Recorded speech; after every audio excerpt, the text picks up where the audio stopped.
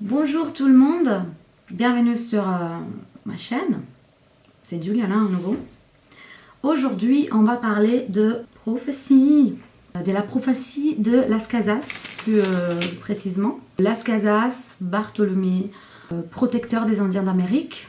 Il écrit dans son testament, toute l'Espagne sera punie par Dieu pour les crimes commis pendant la colonisation des Amériques. C'est aussi le titre du chapitre conclusif d'un livre sorti en 82 du philosophe bulgare Tsvetan Todorov qui traite la question de l'autre à travers la découverte / conquête de la Mésoamérique au XVIe siècle. Il prend cette rencontre comme exemple pour mettre à l'épreuve la sémiotique. Il a été l'élève de Barthes d'ailleurs, dont on va parler plus tard, à Paris, où il meurt en 2017. Pourquoi Todorov utilise cet exemple? C'est la rencontre, selon lui, la plus étrange de l'histoire. Déjà en quantité, on découvre l'autre moitié du monde, quand même. Puis on ne la cherche pas. Colomb, il cherche un continent, il trouve un peuple, il n'a pas du tout d'imaginaire précédent. D'ailleurs, dans le XVIe siècle, on découvre aussi que la Terre est un point minuscule dans l'espace cosmique infini. Donc c'est les débuts de la science unificatrice aussi. Et il y a un détachement de l'homme occidental du monde. Il devient un objet extérieur, sujet des valeurs, des jugements, des recherches. On construit là les outils de la modernité, la systématisation de l'écriture, la cartographie, tout ça. Donc, Todorov utilise des récits, des témoins de ces événements pour les animer. Il pense que les conquêtes n'appartiennent pas au passé, je pourrais même ajouter l'esclavage même. Ces histoires nous permettent de découvrir les ressemblances comme les différences. Une fois de plus, la connaissance de soi passe par celle de l'autre. Pour lui, les risques de manquer à cette épiphanie de la différence, à part les génocides, et aussi qu'on ne se connaisse pas nous-mêmes. Je pense Damso résume très bien cette idée dans son morceau Julien, que vous pouvez écouter ici. Il dit « Personne ne se connaît, mais tout le monde prétend connaître l'autre ». Je pense que la citation fonctionne aussi à l'inverse. Personne ne connaît l'autre, mais tout le monde prétend se connaître. Il est extrêmement philosophique.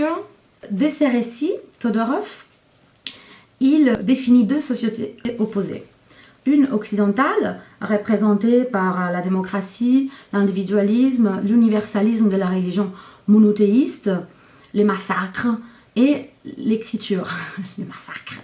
L'autre, la société indigène, est représentée par la hiérarchie, la solidarité, les sacrifices et la culture orale rituelle. La première serait donc une culture qui renonce à la communication avec les mondes pour se dédier à la communication interhumaine entre les hommes. La deuxième serait en communication avec les mondes parce que à travers les discours prophétiques, il essaie de lire les signes du monde au point de prévoir un peu le futur. Mais c'est des cultures qui ne développent pas les technologies et les traits qui pour Todorov sont dérivés de l'écriture. Les revers des pratiques culturelles occidentales et l'égalitarisme, qui dépend aussi de l'universalité de la religion et des sciences aussi. La société occidentale essaye d'assimiler la différence, la nier, pour garantir l'intégrité de l'individu.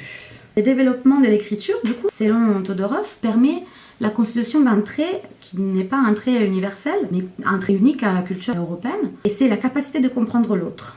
Pas l'empathie, qui, elle, semble être un trait plutôt universel, même aux animaux, aux plantes peut-être. Selon Todorov, cette qualité est celle qui permet d'imposer ses modes de vie largement et facilement parce que ça lui permet une souplesse de son identité. Il s'en défait jamais et d'ailleurs, il se sent supérieur. Il y a une supériorité qu'il considère être naturelle et qui est confirmée, justifiée par cette qualité d'improvisation. Qu'est-ce qui se passe dans cette rencontre sémiologiquement? Les sociologues du langage Jean Widmer, dans un chapitre de son livre, essaient de déchiffrer les rapports cognitifs derrière cette rencontre. Les colons traitent les étrangers comme des animaux, bien qu'ils aient tous les attributs des hommes, alors que les Indiens, ils traitent les Occidentaux comme des dieux. Donc les deux n'aimaient pas les autres dans la catégorie ontologique des humains. Les premiers les réduisent pratiquement en utilisant les premiers degrés de cognition, un degré de l'objet. Les deuxièmes le subliment à un statut divin, dans un troisième degré qui fait tout avec les mondes. Les statuts se clarifient, tout le monde comprend son erreur, mais les rapports pratiques restent marqués de cette erreur. L'humoriste mexicain-américain Louis C.K. a fait une bonne blague sur ça. Voici un extrait. I really think that white people are from like another planet. Because when we came to America, it was so nice. It was just Indians. And they weren't even Indians. We called them that by accident. And we still call them that. Like we knew in a month that it wasn't Indians, but we just don't give a shit. We never correct it. We came here and they're like, hi, and we're like, hey, you're Indians, right? And they're like, no. No, this is India, right? No, it's not, it's totally other place. You're not Indians? No. Ah, you're Indians. You're Indians for hundreds of years after. Si vous restez avec moi jusqu'à la fin de la vidéo, vous allez voir le final de cette sketch. Selon Widmer, les pratiques successives se décident en fonction du vouloir, des besoins des structures institutionnelles et du roi. Donc en fait, ce sont bien les religieux qui veulent assimiler la culture par l'unification et les militaires qui les tuent. Pour lui, il y a un problème dans la narration de Todorov et c'est une systématisation de l'histoire. À travers cet exemple pratique, Todorov il finit par représenter les sociétés comme complètement homogènes, surdéterminées par des principes, en laissant dans l'ombre les institutions qui en fait permettent les pré-pensées de ces récits. Disons que le roi Charles Quint proclamera des lois nouvelles pour éviter de condamner les crimes envers les peuples indigènes. Mais ça ne marchera pas, parce que institutionnellement, ça prend des plombes. Et en plus, il va même réunir les intellectuels, les religieux et les scientifiques. Et dans la controverse Valladolid, vous avez un film en lien, je le mettrai ici sur YouTube si vous voulez le mater, c'est un film français. Las Casas participe en tant qu'avocat des indigènes. Il ne sera par contre pas question de punir ou penser aux crimes des Espagnols, mais plutôt de décider la nature du peuple indigène. Donc est-ce que c'est vraiment des humains ou pas? Est-ce qu'ils peuvent être catholiques? C'est des hommes comme nous.